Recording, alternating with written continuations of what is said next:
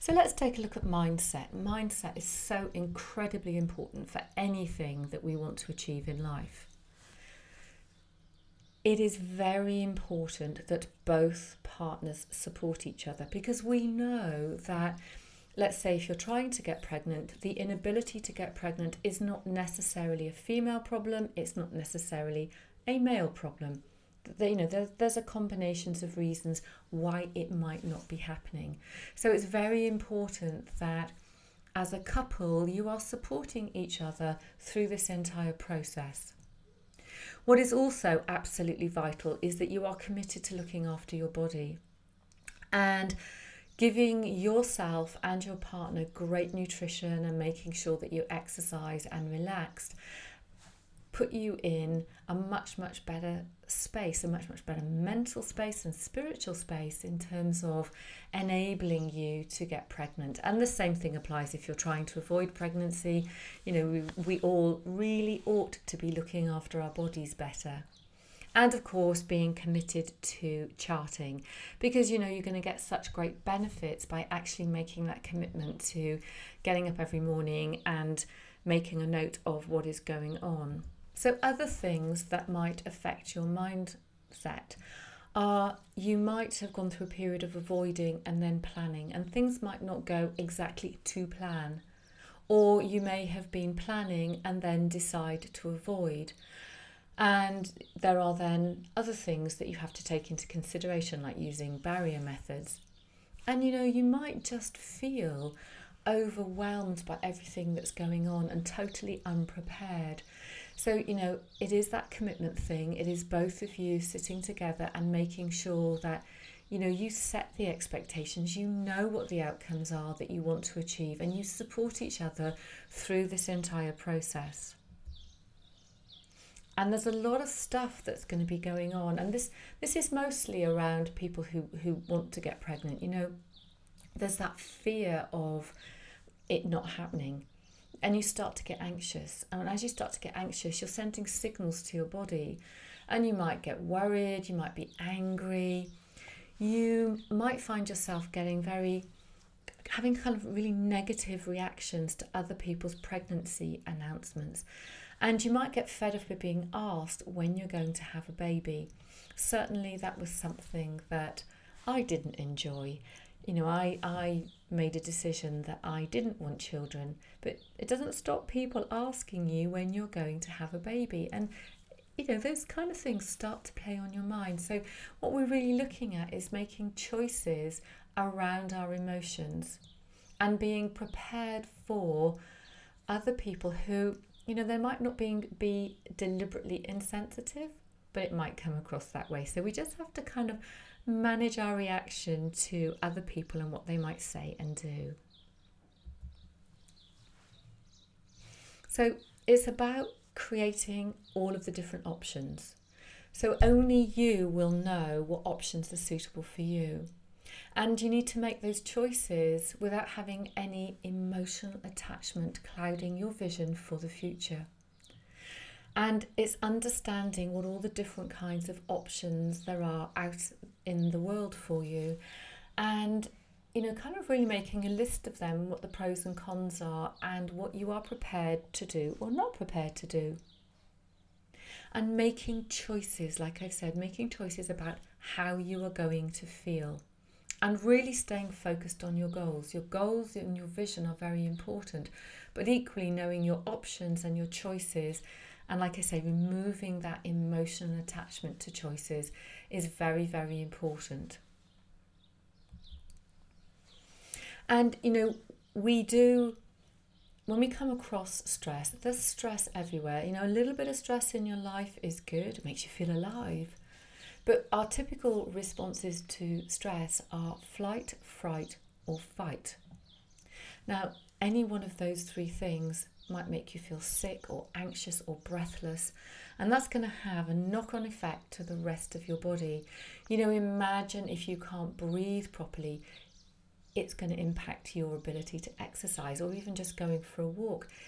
The impact of not being able to breathe properly is going to affect your ability to think. And what we're really looking to do is finding some ways to relax. so that we're taking away that anxiousness. And then, of course, there's all that stuff that goes on inside your head. And, you know, we're affected by negative self-talk about all kinds of things. And what we're looking to do is find a way so that we can turn that around so that becomes positive. And that is about knowing your options and creating choices and removing that emotional attachment and finding ways to remove your mind chatter, to slow it down, to create a bridge between the negative and the positive. And remembering that mind and body are one, and you become what you think. And as you're thinking, remember we talked about all that kind of mind chatter stuff, just ask yourself, you know, what messages are you sending to your body? Are you actually making your body close up to you, close up to the wonderful things that you want to achieve? So bear that in mind when you're thinking about options and choices and emotional responses. And if there is stuff going on, it's asking some really, really good questions. You know, what is really bothering you? You know, are you actually preventing yourself getting pregnant because you're scared of having a baby? Do you really want a child? Is someone else kind of pestering you or kind of forcing you into making that decision? Or is there something else? So it's really, really looking very closely, very deeply inside and asking those kind of questions and really getting to the root cause of what's going on. Now I'm going to give you a great solution.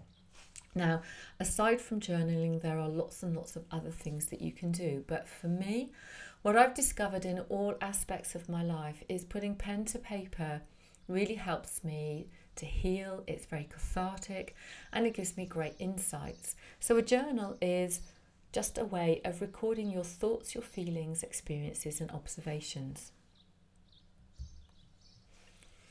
And the reason we do it is because you can freely express what's going on inside your head. There's something about putting pen to paper, switching stuff off and just letting it go. And when you come back to read it, I'm often amazed when I come back and read what I've journaled about. And it's through that kind of reflective period. So let's imagine that you journal at night, you know, you put your journal under your pillow or by the side of your bed. Your brain during the night is going to be making connections. And when you wake up in the morning or you have a look a couple of days later, you will be able to make meaning from what you have written. And journaling helps you to actually accept things a lot better. You learn to live in harmony with yourself in a much more productive way. You know, we have these unconscious thought patterns. You know, we've had them, we developed them from childhood. They're just the way that we are, but we're unaware of them. And one of the things that journaling allows us to do is to start to recognise these unconscious thought patterns that we have, the habits that we have, the things that we do and say that perhaps were never really obvious to ourselves. And that's a good thing, because when you can then see something in black and white in front of you, you can make choices about what you do about it. Now, the great thing about journaling, there are no rules. All you need is a pen and paper, but you need the right environment and you need a desire to go and do that writing. Now, I find I like to journal in a couple of different ways and different couple of places. I love journaling in bed. However, I have 3 dogs, so sometimes I find my pen getting knocked out of my hand. It's a little bit frustrating. So the other thing that one of the other places I love to journal is to go and sit on the terrace and get a nice cup of tea and a healthy biscuit, of course. And there's no way they can jump over me then. And just sit and stare at the sky and then just put my pen to paper. But finding the right place to sit and write will really help your journaling. And you can explore so many things. It is about identifying your feelings and emotions. And there is something absolutely wonderful that when you put your pen to paper and you don't force anything, what comes up is truly, truly incredible. And you will find out so much more about who you are. And I invite you to explore, if you're having those kind of negative things like why me and what if it never happens, explore what that means. Just write about it and use it to try and get in control of your fear or your anger or your anxiety.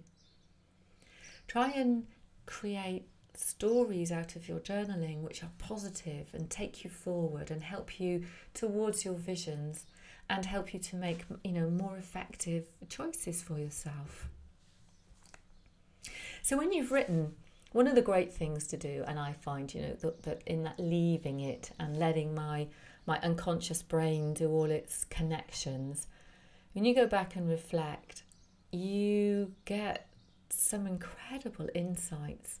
And when you read stuff and you start to get some aha moments, start to ask, what can you do to change how you feel? And what kind of actions can you take? And journal those as well. It'll be really, really helpful. So remember that mindset is your choice.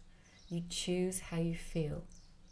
And journaling is a tool that's going to help you to get your feelings out, get your thoughts out, and through reflection, be able to take some really, really good action towards helping you to achieve your dreams and your goals.